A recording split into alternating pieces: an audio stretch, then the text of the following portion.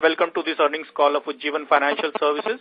We have with us from Ujjivan Financial Services Mr. Qtr1 MD and CEO and Deepak Khetan as CFO.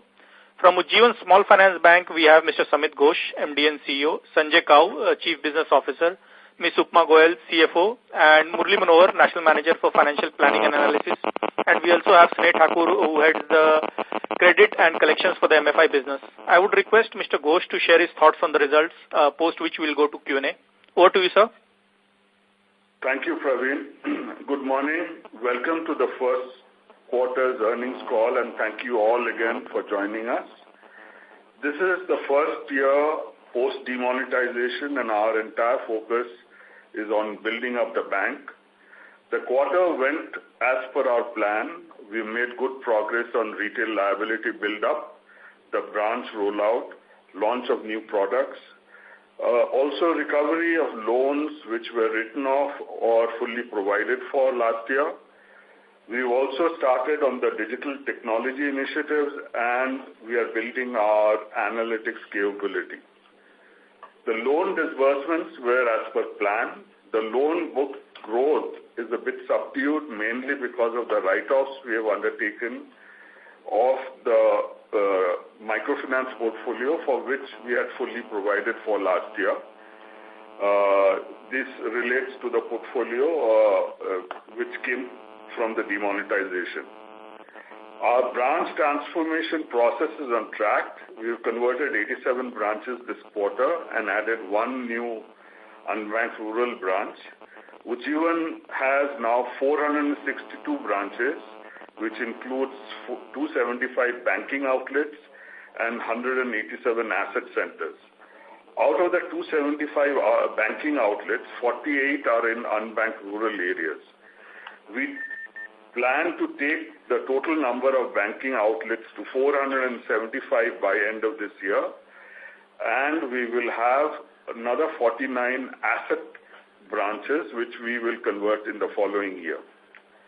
Ujjivan has a strong brand in the microfinance industry. Our customers know us for over a decade and trust us. To further build on the brand awareness as a bank, we have started to roll out national TV campaigns in a phased manner, which were in tandem with the branch opening rollout. The TV campaign is being complemented with radio and print media. Also, a lot of below-the-line activities are carried out at the branch level. As I mentioned in the last conference call in May 2018, this year our focus is on creating a strong retail deposit base. We are continuously evolving segmenting customers, understanding their needs to offer better-suited retail products on the liability side. To begin with, our large microfinance customer base provides us a good starting point, and we have also started marketing to open market customers, both in the retail and the wholesale side. This year, we aim to convert half of our microfinance customers to banking customers. For the year, we plan to cover 75 to 80% of our total assets by deposits, of which retail would be about 30 to 35%. The quarter one of this year has seen good traction in line with our expectation. As of June, we have retail deposit base of 20% of the total deposit. CASA forms about one-third of this total retail deposit. Moving to new products and new initiatives on the digital side, we believe more and more customers are finding it convenient to use digital banking in payments, deposits, etc. During the quarter, we went live on UPI and BHIM payments, as we are putting in effort to move towards cashless disbursement and collection. This would provide convenience to our customers and ease of operations and reduce our turnaround times for loans. We have 48 banking outlets in the unbanked rural area, and we would be opening more during the course of the year. We are going with the brick and mortar outlet for the unbanked rural areas as against the banking correspondent model. We believe that this would get us a better business viability. We have already started with microfinance lending in these locations are in process of launching more agricultural related products, largely focusing on small and marginal farmers and also male farmers. We are raising deposits from the entire population of these areas. We have initiated new loan product initiatives like two-wheeler finance, personal loans, and also wholesale lending to NBFCs. We have already started a pilot launch of two-wheeler product in a few branches and would be launching it on a pan-India basis. The personal loan against salary product has also been piloted. For both of these initiatives, we have partnered with external players, including FinTech, who help us to facilitate the process and understand the segment. On the quarterly performance, the overall loan book went up by 20.5% year-on-year. On the non-MFI portfolio, our growth is over 267% in June 2017. 18. Affordable housing and MSC business has been in an incubation stage for a few years, and now we have developed a better understanding of these segments. We are witnessing impressive growth performance every month, and we expect this growth trajectory to continue. Other new products mentioned above will further fuel our growth journey. In the microfinance business, we finished our resurvey of all branches affected by the demonetization in this quarter and opened up many new areas for business. We are confident from the second quarter, the microfinance business also will build up further momentum. On the people side, we have been consistently ranked among the top 20 in India's best companies to work for from the Great Place to Work Institute. We also got recognition for being the best in the industry within Small Finance Bank and third in the BFSI space. The board-appointed committee for succession planning is working with one of the top external consultants and is in the final stages of shortlisting both internal and external candidates. We are well on track to build a base for an outstanding mass market bank. And with this, I would like to hand over to Mr. Qtr Davis to take you further through details on the financials of Ujjivan. Thank you. Thank you, Shawat. I'd like to add my welcome to all those who have joined this call. The first quarter performance marks a good beginning for the financial year 19, and I'd just like to share some of these highlights year-on-year basis. Overall disbursements were up 22.9%. The loan book, as was mentioned just now, is up 20.5%. Net interest income for the bank is up 41.2%. Net interest margin is good at 11.6 on a consolidated basis and 10.8 for the bank. Net profit for the first quarter is 45 crores against a loss in the previous year first quarter of 75 crores. And capital adequacy is at 23.8%, of which the Tier 1 is 23.1%. All good numbers compared to where we were last year. The number of branches which have been converted as of June 30th is 275, including 48 unbanked rural centers, and total number of branches, including asset centers, is 462. As the branch opening gathers pace and will be completed during the current year, we anticipate that the deposit base will grow as a result of this, and in addition will also grow due to our marketing efforts. The interest rate environment is something that we are watching closely, and we have the benefit of 2,000 crores of legacy borrowings that we have on our books from the MFI days. Most of this will go off the book during the current year and will be replaced by lower cost funds. This cost reduction will more than offset any anticipated increase in money market rates. This will also help us in offsetting branch opening costs for this year. I will stop here and give you more time for question and answers. Thank you to Axis Capital, and Praveen Agrawal for hosting this interaction. I'll now hand you over to the moderator. Sure, thank you very much. We will now begin the question and answer session. Anyone who wishes to ask a question may press star and 1 on their touchtone telephone. If you wish to remove yourself from the question queue, you may press star and 2. Participants are requested to use handsets while asking questions. Ladies and gentlemen, we will wait for a moment while the question queue assembles. We have the first question from the line of Manish Oswal from Nirmal Bang. Please go ahead. My question on our customer base number from June 2017 to June 2018, it is hardly a big movement in terms of addition. But Hello? There's a lot of disturbance from your line. Yeah, is it better? Yes, please go ahead. Yeah, so my question on the number of active customers or borrowers in lakh, which we have given in one of the slide, and which is flat on last 1 year. So can you comment on that? Why customer base, we are not adding customers despite of that peer group adding large customer base? And secondly, in terms of disbursement growth during the quarter, is also only 3% quarter to quarter, which is also lower than the peer group. So can you comment on the growth side of the business? So our total customer base in microfinance is 4 million, out of which 3.7 million are active customers. Yeah.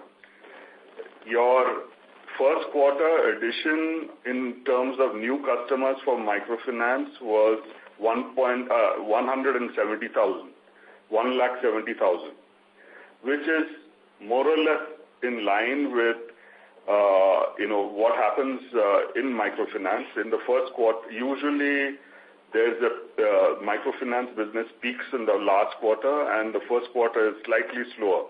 But our new customer acquisition was 170,000, and our retail deposit customers is 700,000.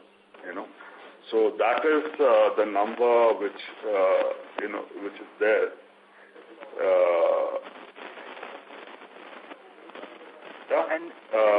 Now, as far as the asset is concerned, our loan disbursements were as per plan for microfinance, but also during this quarter we wrote off 37,000. No. 56 crores of loans which we had provided for last year. So the net increment is slightly lower compared to the absolute amount disbursed, because it has to replace the amount of loan 56 crores which was written off. Now, also in terms of our customer base, we have among the customers who have been written off, there are 37,000 customers who were written off. So that also reduces our net customer growth.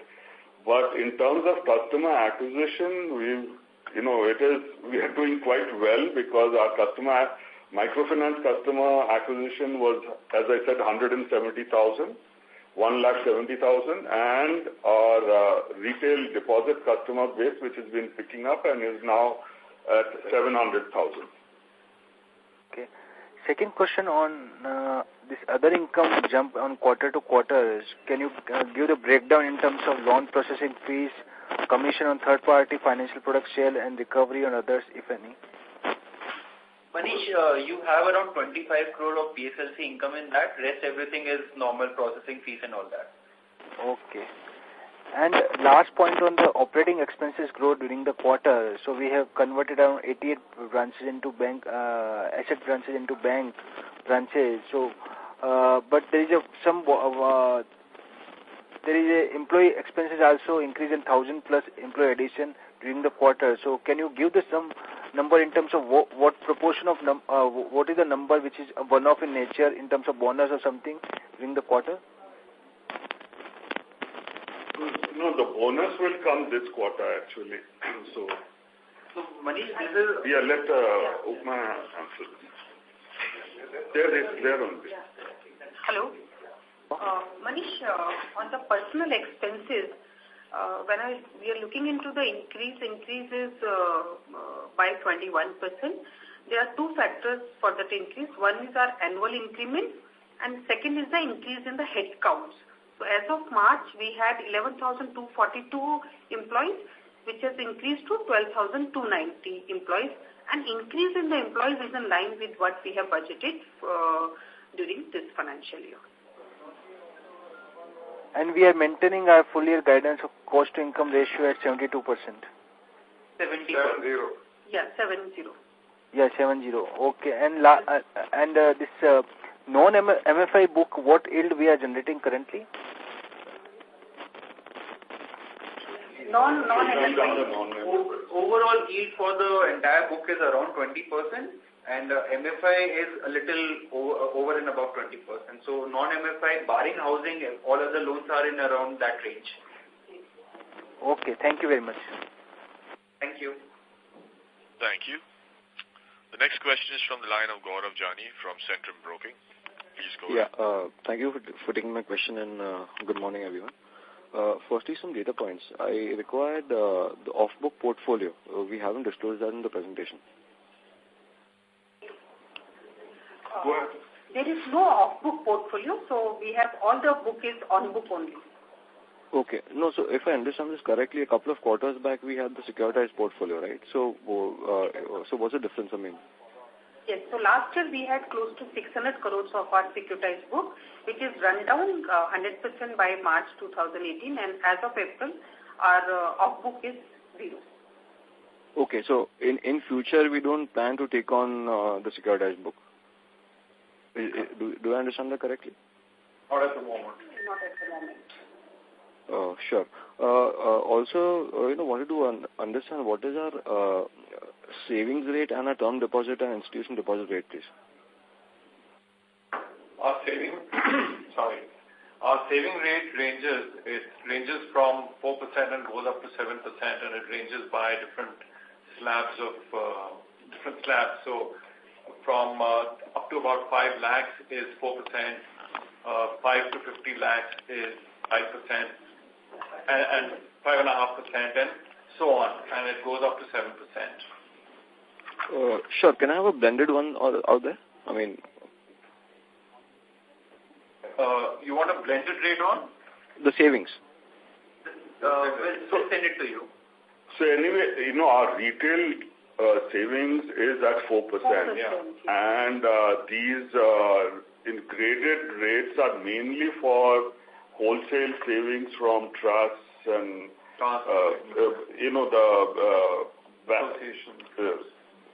corporates, etc., which we have just started building up. So our savings, even the blended rate today would be around 4%. Okay. Great. On the institutional deposits front, so what's the strategy there, and what cost do we bear on these?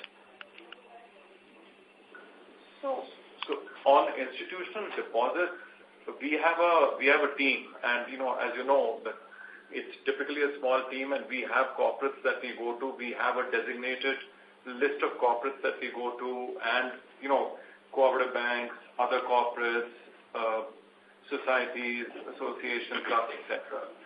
So it's a small team. So the cost of sourcing on the institutional front is not very high. I mean, it's limited to the number of people that there are. But as you understand, the cost of the deposits that we get there, ticket sizes are much larger. So he wants to know the interest rate. The interest rates are for savings we already know, but on our term deposits, institutional is about 8%. 8%. 8%. For 1 year. Sure.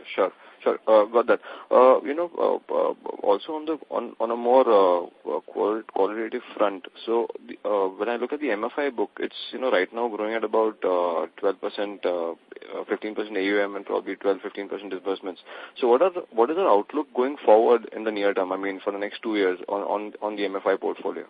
So basically on the MFI, we had restricted the MFI growth last year.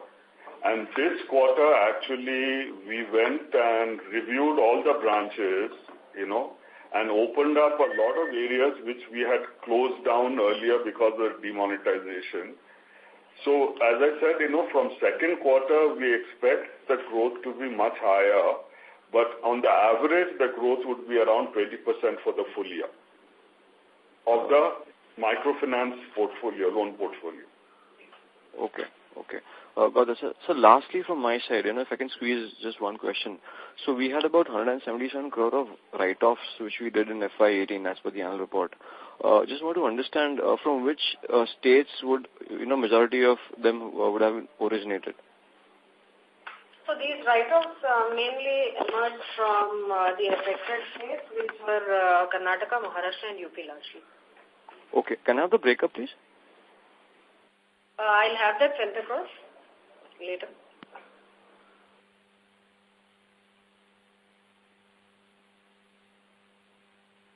Next question, please. So if you can just provide that to me later, that's it from my side. We'll share it with you later, the breakdown. Sure. Yeah. Absolutely. Thank you so much, sir. Thank you. The next question is from the line of Gautam Jain from GCJ Financial Advisors. Please Good go morning, ahead. sir. Yeah, good morning, sir. So regarding overall AUM growth, we said 20% in microfinance. So what will be our total AUM growth this year? Overall, 30 to 35%. 30 to 35%. Yeah. Okay. And so we have around 49% of total borrowing as deposit. So, and we intend to take around 80% by year end? Yeah, 75 to 80%. 75 to 80. Okay. And with change in mix in AUM and with deposits rising from this level, what effect or impact we see on our net interest margin from current level? So our cost of funds, because we have still about 2,000 crores of legacy borrowings, which on the average is costs us about 10.1%. Now we are raising most of these wholesale deposits, which is around 8%. So we don't expect our overall cost of funds to go beyond what we have at present. This is about 8.6 currently. So we expect that for the year-end cost of fund would be around 8.4 or around 8.4. So to answer your question on to the product mix versus our borrowing mix. Yeah. For our long book, we are also availing the refinance facilities from the financial institutions. Thereby, we also get an advantage of the statutory reserves, that CRR and SLR. And we are also looking into raising of the Tier 2 capital by during this financial year. This will help us not only to augment our capital adequacy, but also help us in balancing the mismatches onto the long book versus the long borrowing.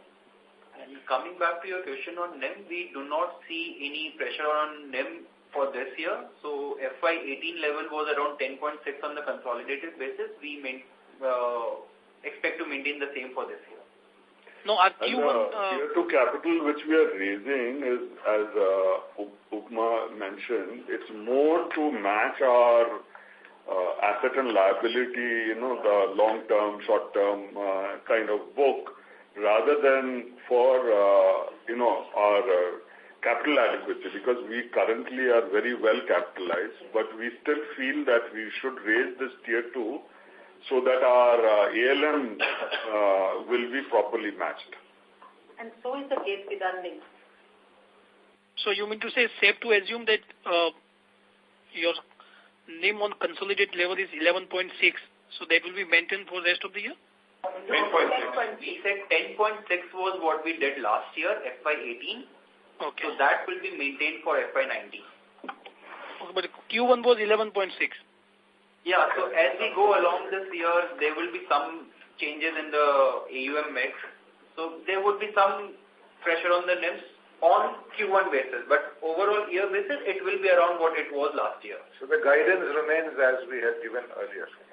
So on the asset side, as we had mentioned, there will be larger and larger proportion from affordable housing, MSC, and others, where, the loan rates are much lower than microfinance.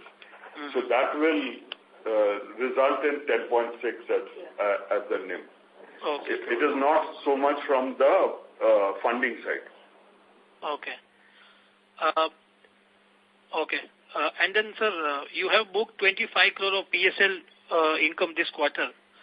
So, which was like 25% of the total fee recognized in this quarter? I mean, amortized for the quarter or it's full year? It's upfront. It's recognized upfront. Sorry? It's upfront, not amortized. Okay, it's recognized when received. It's upfront. Okay. It's a full. That's the total income that we have received. Okay. Yeah. Okay, so that would not be there in going forward in Q2 and rest of the quarter? There will be a PSLC income in Q2, Q3, depending on whatever the excess PSL, we will have it in that quarter. So, what is excess PSL will be having? So, we do an assessment quarter on quarter, and we take this call as and when the situation arises.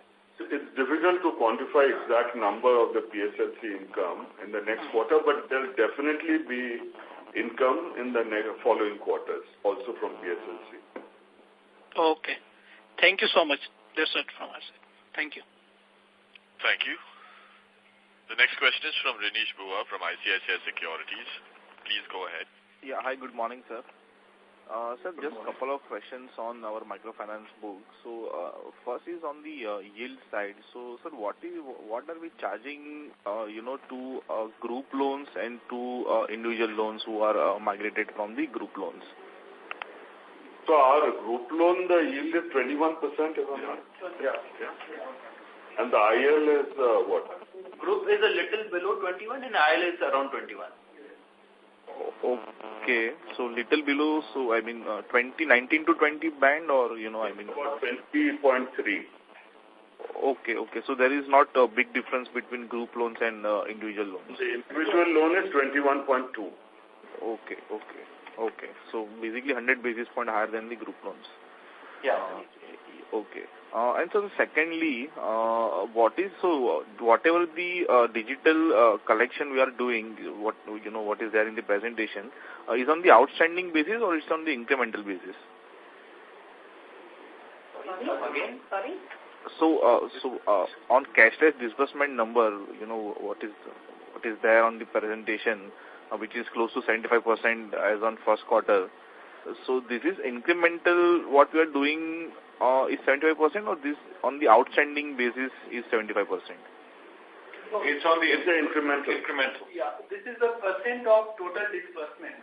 Right. So whatever we have done it in Q1, of that 75% is cashless. That is what it represents, right? Yeah. Okay. And sir, secondly on this ticket size thing, so we are already reached 30,000 per borrower on group loan. So what is the internal limit we have set on the ticket size when it comes to group loans? The maximum ticket size offered in group loans is 50,000. So this is our internal limits, right, ma'am? Yes. Okay.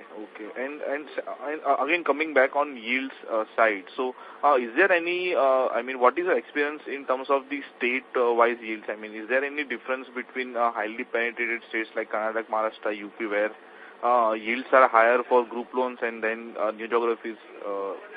Is there any difference or it's a standard for... There's no difference between states. Uniform. Renish, we work on uniform rates across all states. Okay. Yes, sir. That's it from my side, sir. Thank you. Thank you. The next question is from the line of Asim Pant from HSBC. Please go ahead. Yeah, hi, sir. Thanks for the opportunity. Just a couple of questions. One is on the ticket size for MSC and housing. There's been a significant jump QOQ. If you could... Sorry, we can't hear you. Sorry, will you complete your question, please?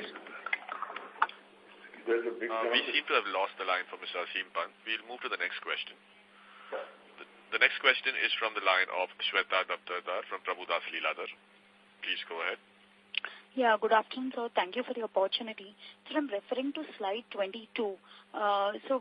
Given the progress on the asset quality front, be it NPA, be it PAR and PAR provisioning, but if I look at PCR, it has gone up almost more than 200 bits in past 1 year.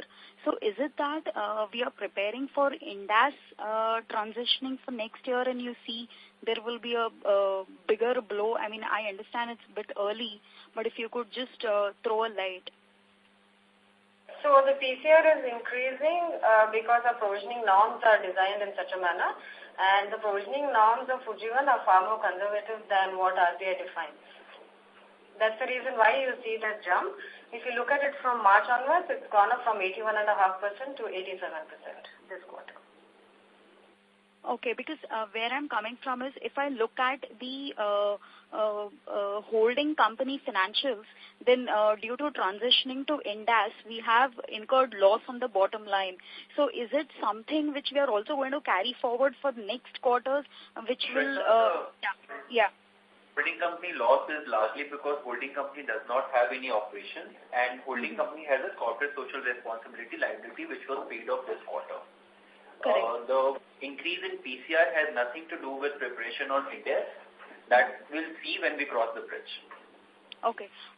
So can you just clarify further on the holding company financials? You were saying, yes, I mean, there is no business generation as such. So are we going to see a similar kind of a pressure on the console bottom line even for the forthcoming quarters?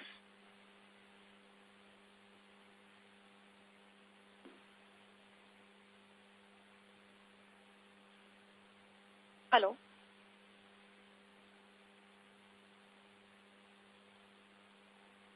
Members of the management, we can't hear you. Participants, please stay connected. We seem to have lost the line for the management. Please stay connected while we reconnect the management.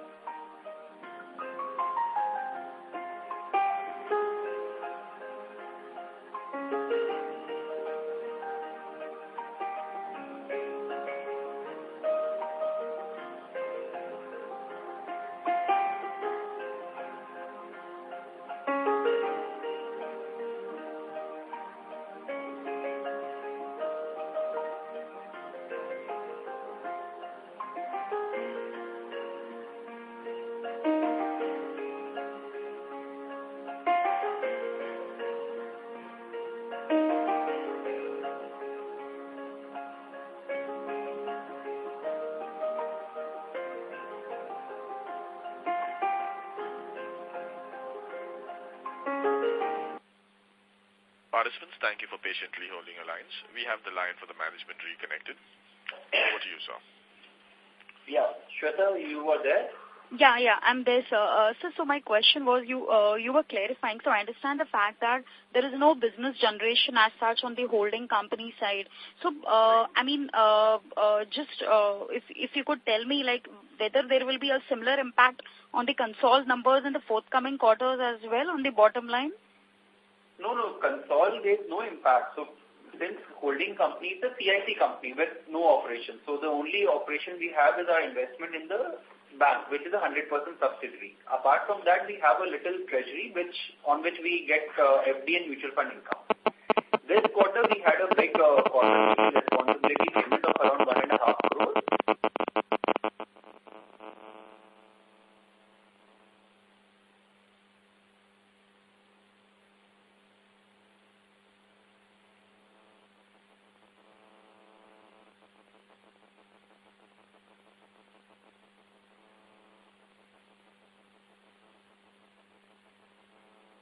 Participants, please stay connected. We seem to have lost the line for the management again. Please stay connected while we reconnect them.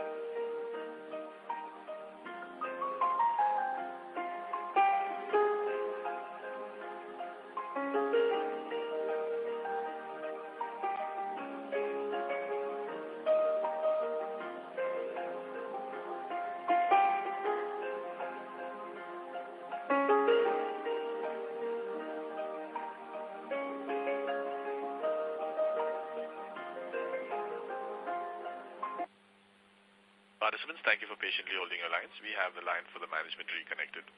Over to you, sir. Yeah, sure. That's why I was telling you that there's no impact on the consolidated numbers. The consolidated, you see whatever profit and loss that we have given, there's no impact of that. We haven't moved to Ind AS on a consolidated level. Okay. Okay. That will happen as per the regulatory guidelines are there. Okay, so secondly, our current HFC book is around 400 odd crores. I remember you being upbeat on this as well and targeting around 700 crore plus kind of a book in a year's time frame. So are we going for any inorganic growth opportunity here? Nothing this year. Okay, okay. Also, you just mentioned in the previous question that you have scope to raise subordinate debt. So no fresh capital equity infusion as such? Nothing this year. Maybe somewhere in calendar 20 we may evaluate equity infusion. Okay, okay. So, and if I look at the disbursements, so like you mentioned, first quarter happens to be the soft quarter, especially on the MFI side. So, what generally would tend to be the quarterly run rate of disbursements? Because then Y-on-Y comparison becomes irrelevant because, last year was the first quarter post we got converted into SFP. So, what is generally the run rate for disbursements per quarter? Sure, there are two parts to what Mr. Ghosh said. So one, he said that Q1 is generally a little weak quarter given that Q4 is a bumper quarter. So Q on Q you see a little sluggish growth when you see any of Q1. Second part to what Mr. Ghosh said was we have also resurveyed our entire geographies where we are present in terms of what kind of credit evaluation we have done, and then we have reopened a lot of geographies. So all that was going on during the quarter, so that also impacted the growth during the quarter, and we expect growth to pick up in the coming next 9 months for the year. Okay, okay, okay. Yes, sir, I think I'm done. Thank you. Thank you. Thank you. Next question is from Asim Pant from HSBC. Please go ahead. Hi. Sorry, my line got cut off. Just a couple of questions. The large ticket size is kind of answered. Just one thing, your individual loan book in microfinance has been coming off. Anything to read behind that? That's one. And secondly, your SAR rates have also increased. It seems from 4%, offering 4%, you have a more, granular offering in terms of offering higher loans, higher interest for higher ticket sizes, etc. So, what's the thought behind that? That would be useful. Okay, so on your first question, which is on the individual loan, yeah, on the individual loan, our growth is steady. I mean, I don't think we are looking at any overall dramatic increase in the growth. In the first quarter, again, compared to Q4, Q1 has indeed come down a bit, but if you look at the first quarter of last year, it has grown much, much more. But we expect this quarter to grow because, as Mr. Ghosh said, that we've done our surveys across various markets, and based on our survey, we have looked at markets and where we can grow, and that growth will pan out over the rest of the year in individual loans. On our savings account, again, it's a graded rate that we've done, and again, like Mr. Submit Concall said earlier, this is primarily addressing the institutional segment, and is the task segment, the trust associations, societies and clubs, the cooperative banks, where we have to be competitive, and we are competitive with what the market rates are, and we are beginning to see some traction there. Doesn't impact the individuals because those rates beyond 4% are at 5 lakhs and above. Most individual deposits are at way below that. Sure. Thank you. And just if I can squeeze in one more question, these 4 products, that you're piloting, etc., and, as your book becomes more diversified, etc., could you just give us some color on, in terms of, what hiring and what OPEX that might require? Or, another way to answer that could be, where do you see cost to income settling down 2-3 years down the line? Well, these are early days at the moment, and like we said, we are piloting, and it's precisely to figure out some of these, dynamics. But we certainly expect that, we will take this up, and a lot of these are being done through partnerships to be able to understand the market much better.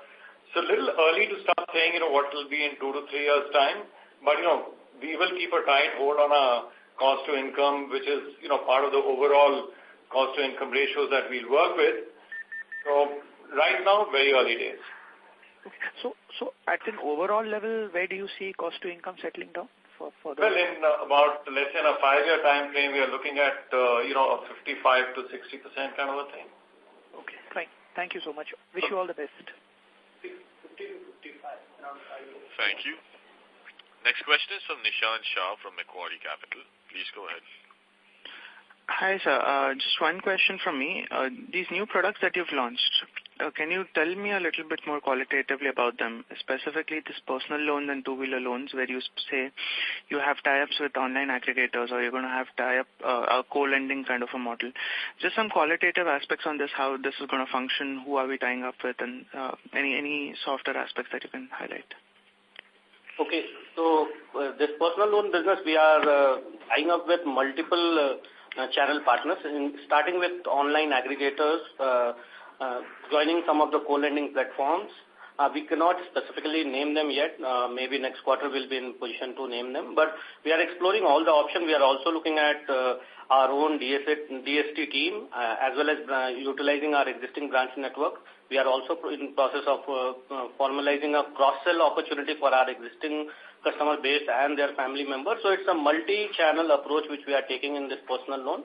Our target segment is, again, a segment which is relatively unserved and at least have a salary coming to their bank account, and also can afford an interest rate going up to 18 to 19%. So that's the segment we are going after, and all channels are being explored at this moment. Sure. And on this two-wheeler loan, how is it different from a normal, say, individual MFI loan, in terms of pricing? Because you mentioned your affordable pricing to our customer segment. Essentially, it's still an unsecured loan with the similar ticket size, similar customer profile. So what are the interest rates we're charging here, and how and if they're lower, then what gives us the confidence to have a lower yield here?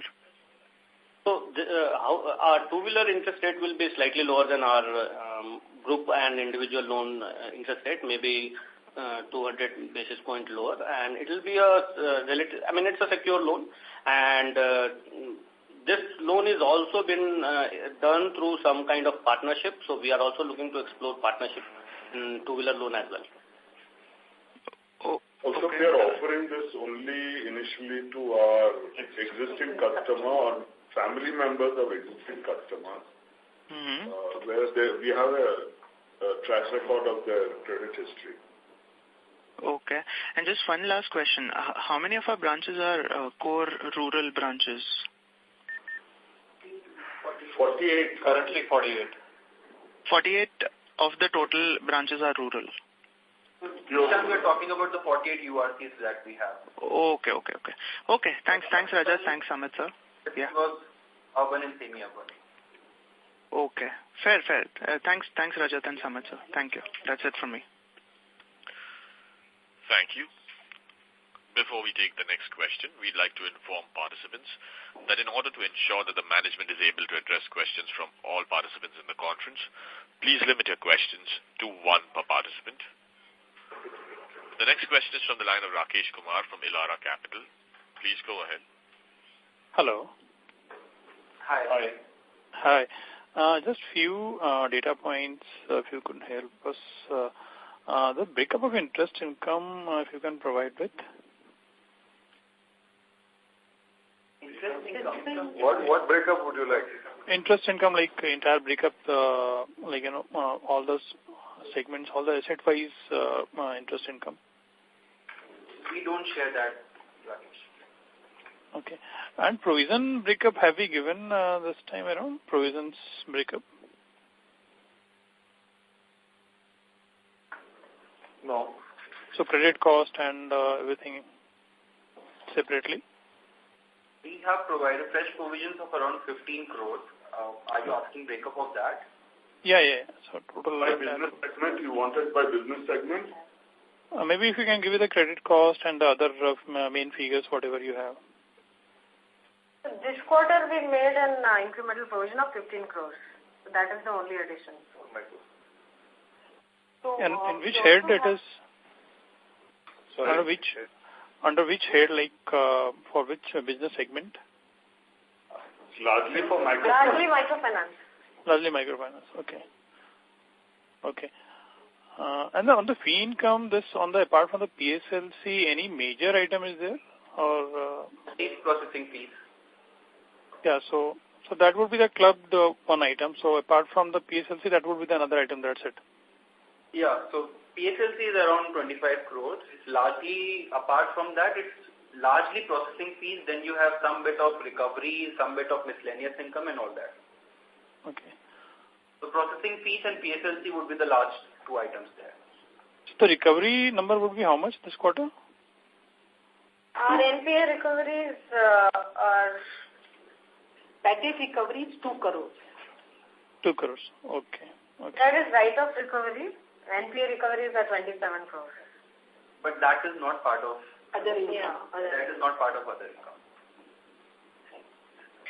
Thank you. Next question is from the line of Rahul Maheshwari from ECG Asset Management. Please go ahead. Good afternoon. On slide 19, if I look at your type of loan on disbursement, mainly on a fresh and repeat as a bifurcation, can you give explanation why the fresh component has been reduced to 29% versus the 36% in base quarter? So Rahul, this is in line with what I already mentioned, that this quarter we have been resurveying our geographic position in terms of what all geographies to open up completely. So since we were in process of that, fresh loans are a little on a lower side. We expect this to catch up as we move along in the year ahead. Thank you. Next question is from Sonia Lalwani from Punartha Investments. Please go ahead. Good afternoon, sir. Actually, I have a question on the AUM. So AUM of the company has grown by 3% quarter on quarter, and the disbursements have degrown by 8%. earlier you told, that the loan book would have been grown much more because there was a write-off, otherwise it would have grown by more than 3%. But could you just explain that further? So we have done a write-off of around 56 crore in this quarter, out of all completely provided book. If that 56 crore was not written off, it would have been added, it would have been part of an AUM. So AUM growth would have been a little higher than it is today.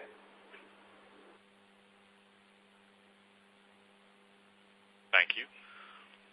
Next question is from Gaurav Jani from Centrum Broking. Yes, sir. So, two quick questions from my side. One is on the NIM. So, if I look at the slide 29 and 35, so the NIM in slide 29 has come off from 11.6, so it's kind of constant, and slide 35 is corrected by 200 bips QOQ.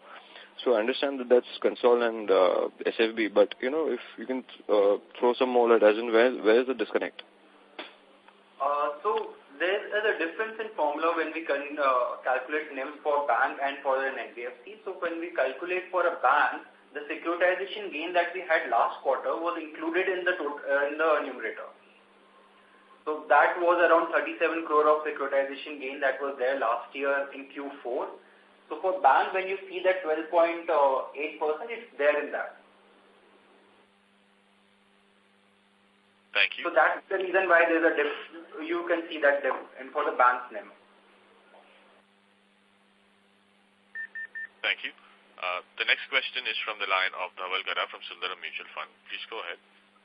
Yeah, thanks, sir. Just two data-keeping questions. First, on interest income, could you break down it by interest on advances and interest on investment, like other banks? And the second question is related to what is the risk-weighted assets, and the third is gross slippages for the quarter. Thank you.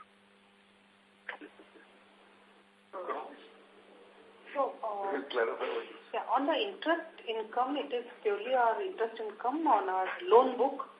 There are no investments in the interest income. Interest on advances and interest on investments, the SFB would have made investments. Typically, banks, we have that breakdown. I think last quarter was 27 crores and 363 crores. So from the CRR and SLR primarily, we have close to 25 crores of income this quarter. Okay. And when we look into Q4, we also had the same 25 crores last quarter also. Okay. And the risk-weighted assets? See, on the risk-weighted assets, we have weights are allowed as around 75%. So with a book of 7,600, our risk-weighted assets will be 75% of that, on a very, very macro level. Thank you. The slippages you wanted to know? The NPA slippages during the quarter stand at 15 crores. Thank you. The next question is from Sonia Lalwani from Purnartha Investments. Please go ahead. So continuing to the previous question, we see the number of borrowers. So there is a dip of 23,000 borrowers QOQ. So is it that, and in quarter 4 we see a muted growth, there was no addition in the number of borrowers. So is there any specific reason why the borrowers, we are not able to cater to the borrowers? Any specific reason for this? Or have we increased the rejection rate or? No. So Sonal, to answer your question, we have added 1,70,000 borrowers this quarter, and last quarter we had added 2,20,000 borrowers. However, since we have been writing off a large part of our book, like this quarter also we have written off 56 crores. Last year we had written off around 177 crores. A large part of our borrower base has been written off because of that. So that's the reason why you are seeing a stagnant active borrower base. However, we have been adding borrower base to our overall base. So once the write-off process is completed, you will see that net addition or net active borrower base moving up. Okay. So one more thing, on talking on the asset quality, so do we maintain that 99.6% collection efficiency going forward and even in this quarter? Yes, the last 15 months book poses a collection efficiency of 99.6%. Okay. And so if we talk about the ALM as of quarter 4, the repayment that was scheduled was 1638 crores, but during the quarter we see 1860 crores repayment. So has the repayment rate increased by the customers or is it that way? Sorry, I didn't get your question. So if you see the ALM for this 3 months that was given in quarter 4, we see 1600 crores that would be repaid in these 3 months. So we have taken a repayment of 1860 crores. If you talk about opening and then taking out the disbursements and repayments comes out the closing. So how does, has the repayment rate increased? So that is what I wanted to know. There is no increase in the repayment rate. The ALM what we are showing is there will be 2 parts of it. The book which is run down and on the liability side which are getting run down as per the pre-agreed schedule. Thank you. Due to time constraints, we'll be able to take one last question. We take the last question from the line of Saurabh Dole from Tri-Vantage Capital. Please go ahead. Yeah, sir, thank you for the opportunity. I have 2 questions. One is on, the underlying demand environment for MFI loans. Now, where I'm coming from is that a lot of players who are into the gold loan business, especially some of the multi-line NBFCs, they have shown good or a better traction in gold loans. And since MFI loans, target a similar customer profile, we see MFIs showing a much slower growth vis-a-vis gold loans. So I just want to understand the underlying demand from MFI loans, especially when you compare it with, say, a gold loan. That is question number 1. And the second question is on your unbanked rural centers. I just want to have a very qualitative understanding of these centers in terms of how much time does it take to break even such centers and what kind of product offerings do you have in these centers vis-a-vis your very average or very normal banking outlets.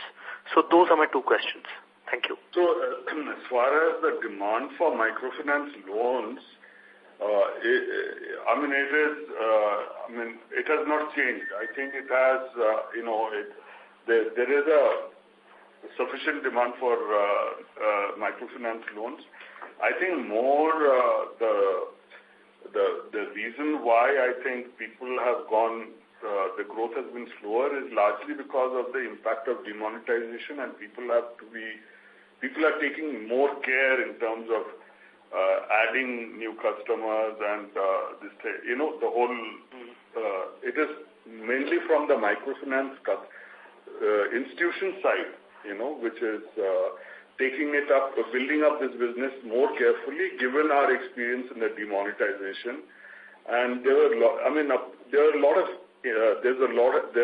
lot of impact because of demonetization, including in a lot of areas.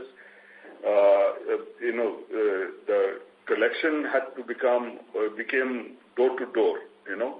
So all those things have changed. So people are moving more cautiously. And as we mentioned, in our case, we have resurveyed a lot of the areas which we had closed down earlier. And now, from the second quarter onwards, we will be, building up the business from that side. So definitely from the demand side, there is no problem. It was more on the supply side where microfinance institutions were more careful, Okay. Now coming to your second part of the question related to the unbanked rural center branches. Actually, of the 48 branches, there are 2 types. One is the 24 branches which are purely in the villages, and these branches have been sort of set up greenfield and will take around 22 to 24 months to break even. And the remaining close to 24 branches are in the urban centers. These have been converted into qualifying URCs as per RBI guidelines, and these branches are profitable from day one because these were microfinance branches. And what about product offerings here? Yeah, we initially actually offer microfinance loans to customers in that area. And now we are introducing a whole area of agri-related products also there. We are actually starting with agri loans to male customers, which is sort of the first, not really the first time, but it is something new for us. But we will be introducing a number of agri products. In addition, we are also offering the deposit products for the entire area. So given the fact that we are able to build up our microfinance loan portfolio compared to other regular banks, we feel that we can build this business into a viable entity compared to a regular bank. Right. Okay, sir. Thank you so much. Thank you. Thank you very much. We'll take that as the last question. I would now like to hand the conference back to the management for closing comments. Well, thank you for joining us on this call, and all the questions have been most interesting for us to review and follow up. And if there's anything else that you need to discuss with us, we can do it separately. And thank you for Axis Capital for hosting this.